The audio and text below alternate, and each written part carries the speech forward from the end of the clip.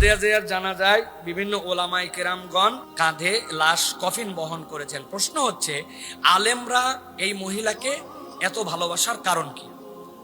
প্রিয় ভাইয়েরা, আমরা দেখেছি যে আমাদের বাংলাদেশের 3 বারের প্রধানমন্ত্রী ছিলেন, মুসলিম বিশ্বের দ্বিতীয় মহিলা প্রধানমন্ত্রী হিসেবে যিনি নির্বাচিত হয়েছিলেন, তিনি মারা গেছেন এবং তার জানাজায় প্রচুর মানুষজন গেছেন, ওলামায়ে কেরামগণ গিয়েছেন এবং তার প্রতি একটা সর্বজন ভালোবাসা তাদের প্রতি ছিল। এইটার কারণ আসলে কি? আমি 3টা কারণ বের করছি ভাই। এর মধ্যে একটা কারণ হচ্ছে, উনি যদিও ইসলামী শরআন যে পর্দা, সেই পর্দা 100% পালন করতেন না, অথবা তার যে দল, সেই দলও একদম ইসলামী শরীয়ত ভিত্তিক দল এরকম ছিল না, কিন্তু তার একটা আইডিওলজি ছিল, তিনি ওলামায়ে কেরামকে সম্মান করতেন, ইসলামকে পছন্দ করতেন। আল্লাহ এবং আল্লাহ রসুলের বিপক্ষে যদি কেউ কথা বলেছে, উনি তার বিপক্ষে বলিষ্ঠ কণ্ঠস্বর নিয়ে দাঁড়ায় গেছেন।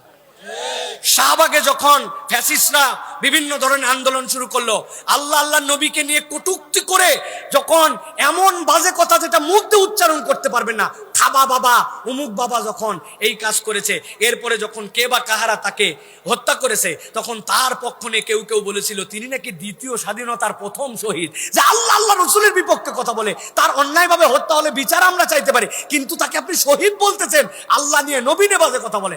ওই সময় এই মহিষী মহিলা দাঁড়ায় বলছিলেন, আল্লাহ এবং রসুলের বিপক্ষে যে এরকম কথা বলতে পারে, তাকে যারা শহীদ বলে আমি তার সাথে নাই, তারা বরং মুনাফিক। ঠিক কিনা? তো মানুষজনের ওই কথাগুলো মনে আছে যে উনি ইসলামকে পছন্দ করতেন, ওলামায়ে কেরামকে পছন্দ করতেন। এই দেশে আলেমদের বিপক্ষে যখন জুলুম হয়েছে, মিথ্যা মামলায় ফাঁসানো হয়েছে, অপরাধ করে তাদেরকে হত্যা করা হয়েছে, উনি দাঁড়ায় বলছিলেন এটা অন্যায়, এটা হতে পারে না, জুলুম কোনো পার্টি দেখে হতে পারে না, আপনারা জুলুম করতেছেন। তো যেই মহিলা জুলুমের বিপক্ষে কথা বলে, আলেমরাও জুলুমের বিপক্ষে কথা বলে, এই জন্য এই মানুষটাকে মানুষ শ্রদ্ধা করতো। ঠিক কিনা? আর 3 নম্বর কারণটা বললে আপনাদের পছন্দ হবে না, উনি সবচেয়ে কম কথা বলা মহিলা ছিলেন। আউল ফাউল কোনো কথা বলতেন না কোনোদিনও, এমনকি তাদের ভিন্ন মতের যারা লিডার, তাদের ব্যাপারে উনি কোনোদিন বাজে কথা বলেন নাই। ঠিক কিনা? তো আলেমরা এগুলা দেখছে, এগুলা দেখে বুঝছে যে অন্তত পক্ষে এই আল্লাহর বান্দিটা আল্লাহর দিনকে পছন্দ করতো, আলেম ওলামাকে ভালোবাসতো, ইসলাম ওয়ালাদেরকে ভালোবাসতো। তো যারা ইসলাম ওয়ালাকে ভালোবাসে, আলেমরা তো তাকে ভালোবাসবে। ঠিক কিনা? সব ভালোবাসা উপর থেকে হয় না, দিল থেকে না আসলে যাওয়া যায় না। মানুষ 5 কিলোমিটার হাঁটে যায়, 3 ঘন্টা দাঁড়ায় থাকে, ওর বাপের জানাজার জন্য তো যায় না। ঠিক কিনা?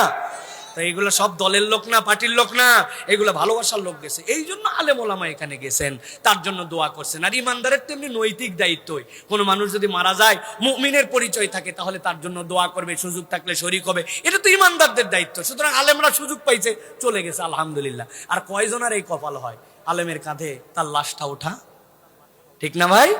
আল্লাহ যেন তাকে মাফ করে দেন, বলেন আল্লাহুম্মা আমিন। আল্লাহ যেন আমাদেরকেও মাফ করে দেন, আমাদের ভুল ভ্রান্তিগুলো যেন আল্লাহ মাফ করে দেন।